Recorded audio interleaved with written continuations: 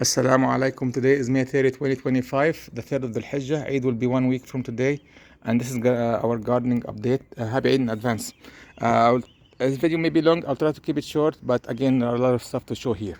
So the weather has been fantastic, gotten a lot of rain, temperature is all about right, about 70 degrees on average. So helping the plant to grow very well. Everything in the ground so far, either the stuff that we directly seeded, the stuff we planted indoors, except I just have one batch of cucumbers here and some flowers. These flowers are perennial, meaning that you plant them once and they come back automatically every year. I tried to plant them in the past couple of years, I didn't have a good luck, so I'm trying a different technique this year. We'll see how it goes. Okay, so as you know, this was the main fig tree sections, or the main fig trees section, but we did some changes this year. The figs were growing very big and out of control. I didn't even have a chance to walk between the trees here or collect the fruits.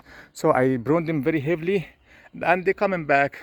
I see the one in the Celeste tree in the back here, and we have two brown turkey. So they already have leaves on them, nods and everywhere, and but again, I don't expect to get much harvest as we used to get in the past year. For the production, I rely on the different fig trees that on the side of the house. I will show in a minute. So that said, I didn't leave the ground. I took another strategy. I used the ground here. This ground is very good soil, very rich soil, and get a lot of sun and water. So I use it to plant a lot of vegetables in here, peppers, eggplants along the fence, and some cucumber here, varieties, and tomatoes. I'll show in a minute. Also, we have a lot of volunteer butternut squash. The butternut squash is a winter squash from last year.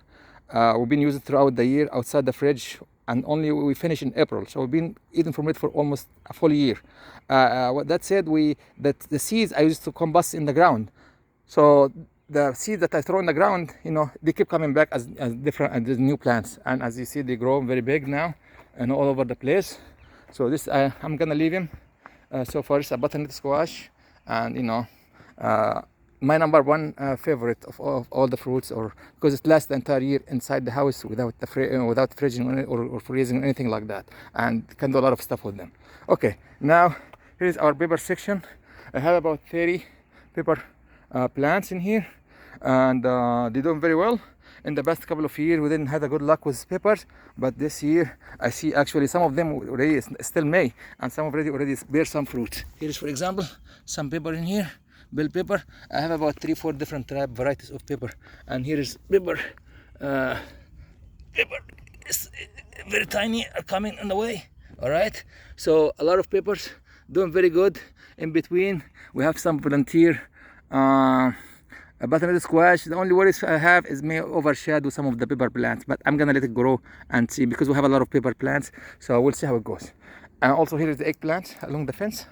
All right, doing very good so far. We have about 15-16 eggplant in this section, and I have about another 15-16 plants in the back section. One thing I want to mention here also for the figs, when I prune the trees in the fall, I throw some branches in the ground, cover them with soil, and they are now coming as new fig trees here. So there's some fig trees from the branches I buried in the ground. So anyone interested, we can dig them out and give them a new home, giving away fig trees. All right, moving on. We talked about here's more of the eggplants. The eggplants, some of the leaves are done so good, but usually they recover very quickly, and they produce in September for the most part. We start getting hurt, so they stay in the ground for a long time. Here we have mint. This mint, and also I planted a lot of tomatoes, like some tomato plants. Here is one tomato plant, two. I have three different varieties. I'm gonna cut them in today, so give more room for the tomatoes. This is cherry tomatoes. I have 3 varieties in here in this little section. 5 plants, 3 different varieties. Okay, moving to the back section. In the back, again, here is some, cucumber and zucchinis and things like that. Moving to the back. All right. The first thing we did this year differently, we raised the fence from the areas that where the deer used to attack. This gave us a lot of protection, because we had the deer used to attack the plants and eat them and hinder the growth of the trees and all of that. So additionally, we did another security feature here, which are this sensor. This sensor here, it's solar panel operated. I have like 4 in different places of the garden. Any movement of any animal, squirrel, any raccoon, any reindeer, they start blinking, and some of them make noise also, ultrasonic noise, and then repel the animals away. So start from here. Beans in containers, doing very good. Beans, you have to grow near the fence because they climb. And here I've been cutting some of the try to plant broccoli. I don't like to plant broccoli or cabbage because they're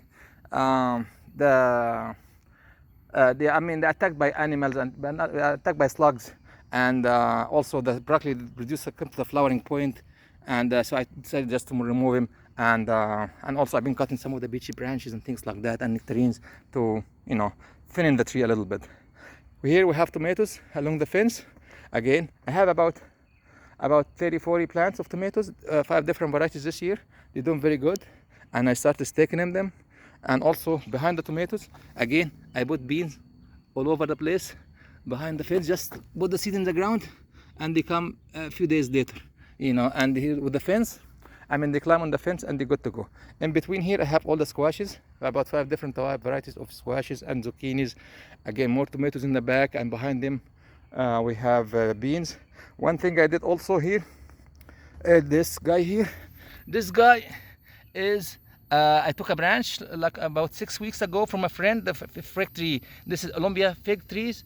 I took a branch, buried them in the ground, and now they're coming back as a new fig trees. So it's a different variety of fig trees that we have. Tomatoes doing very good, squashes, zucchinis. All right. In this section here, we have, this is one of pomegranate tree, and its sister pomegranate tree is over here. I planted these trees last fall in November. I bought them on sale. I planted them on the fall, and they're coming back this year very good. We have some strawberries and have eggplants, strawberries, and I have also planted a lot of eggplants. I have a lot of melons. These are melons, direct seeded, like some different variety of cantaloupes and honeydew. Many varieties of cantaloupes and honeydew in this bed and the other bed and in the back. So everything looks very good. They grow very, very quick. Maybe we start harvesting in July or something like that, many of them. Again, here in this section, let me show some of strawberry. Actually, some of the strawberry came out. Hopefully, I saw one yesterday. It was in this area. Yeah, here it is. See, the plants already eat from them, or some of the like the birds or something like that. That's why I'm downsizing on the strawberry. All right. Anyway, moving on. All right. Here again, the different varieties of squashes and zucchini. Oh wow, some of them already start flowering. So usually 1st of July comes, and the party begin. We start harvesting everything. All right. So we have red the cabbages. I have few of them here. Again, just to plant them to see how they go. I know the slugs attack them. I don't want to put any insecticide or anything like that in here, but we'll see how it goes this year. All right. And I have a lot of butternut squash. I have a lot of watermelon in this area. The area I have in the front here, I have a small watermelon, and I have here different kind of melons, about 6-7 varieties of cantaloupes and honeydew and things like that.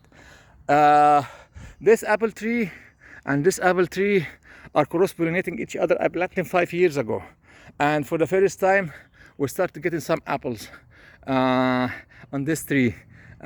So I see 2 here. I see a few of them across all over. Like see many places here. Another one. The apple doesn't look fantastic. It looks like it's been attacked by an insect. See this red spot in here. So at least they're producing. So next year we have a plan to deal with the insects. Moving forward. I know there's some dropped some fruit in the ground. So one apple tree, actually, after we raised the fence and all of that, they used to attack and eat the leaves. They start to grow, and I think they're grown bigger now. They're grown very big now. So and also this tree here, the pine tree, it used to overshading a lot of stuff. So I removed many branches from this to give more light. In this section, I removed more branches, and maybe I will remove some more branches in the future, inshallah. Okay, here is again some beans in the back. Some peas also start flowering. Let me see. Peas, these are the peas flowers. You know, peas. We have some peas already. Okay, and here's two apple trees, and this apple tree is self-pollinating apple tree, a different variety I planted like 2 years ago. It's getting bigger. You know, maybe next year we'll get some harvest out of that. Here in this section, more eggplant, more strawberries, more honeydews, and this one here in particular is a different variety of. We have 4 different varieties of blackberries. This is the first time it gave us fruits, so the trees start flowering, and you can see some blackberries coming behind the flowers, or you know. So we'll see how this variety looks like. This here, it's different type of. We have 4 types. This is one of the 4 types of them. Okay, we talked about the fig trees. 3 on the back here, Celestia, and two brown turkey, and this one Olympian, and this one here. It was in a different location last year, so I moved it to that location. And they're shooting from the ground. This is Violet de Bordeaux fig tree. It's red mid-size fig trees. So we have 1 here, 1 in the back here, 3 here, and 3 in the other section. I'll show you in a minute. Okay, so we have very good trees so far. These are our huge nectarine trees. It is loaded. I've been cutting the trees. I've been thinning it because a few years ago we had a lot of fruits and it snapped, and you know, and so I'm not trying to not to the branches not to get too heavy and break the trees. So all over the place they're growing, see? And even in the ground, a lot of them fall in the ground, which is good. I don't mind that, so the tree doesn't get too heavy. It has already over, you know, several hundreds or maybe close to 1,000 fruit, you know. And again, see, the tree is loaded with nectarine, and they still get bigger. This is almost get as the size of a tennis ball. All right, this is a huge tree I planted 5 years ago, and mashallah, it's looking very good. Insect attacked some of them, but we still can eat a good part of it. This is a beech tree also planted from seeds 5 years ago or something like that, or 4 years ago, and also it's loaded. This is a red beeches, not nectarine, red beeches. The tree is loaded all over the place. All over the place, we have beeches all over the place. All over the place, peaches. They still grow. They grow like mid-size, like the size of a lime or something like that. So it's loaded. And one interesting thing, this seed that's fall in the ground, they form next. This is the seed that fall in the ground from last year. They produce new trees. So it's anyone interested, I just dig them out and give it to them. I don't want too many plants in here because they take the nutrition and make the area busy. All right, so that's it for the beeches and nectarines. We have here fafa beans. We planted a lot of fafa beans. The fafa beans are called hardy. I put the seeds in the ground directly in the ground in February when the snow is there. And they are very cold hardy, and now they're producing, they're flowering and getting so big. See here the flowers, and also see the production. See the production here. We have some fafa beans ready to be harvested. So let's give it a few days, you know, getting bigger. All of them, as you know, have fruits. Like see, so just another one here. See the beans. All the fafa beans are all over the place. Okay, all right. Here I typically grow also the Armenian cucumber. Some of them I planted indoors and move them here. Some planted indoor, I move them here. Some planted indoor and I move them here.